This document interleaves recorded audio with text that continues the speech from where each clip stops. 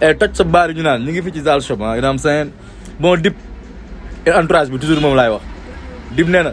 ñi dagg sa xol seen paaka yaa ko daas maanaam li angale bi naan never bite the hand that feed you maanaam yow loxo bi lay dundal bu ko mat you know what I'm saying Dip nee na gars yi da leen di jàppale ba ñu génn ci mais après dañuy mujj nekk yow sa noonu quoi di la xeex ak yooyu noonu ñu fa ne Dip pare na ci ñooñu gars yi traité bi na pare gu ma si traité de nee na yéen a ma jàngal nekk ci pax ak ay jaan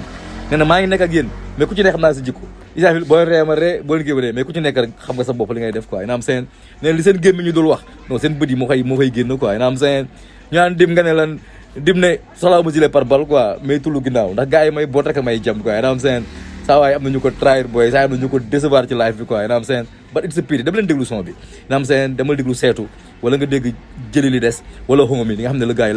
la traversé beaucoup de déception quoi dama leen déglu album bi booy LFLF in stores right now Spotify Deezer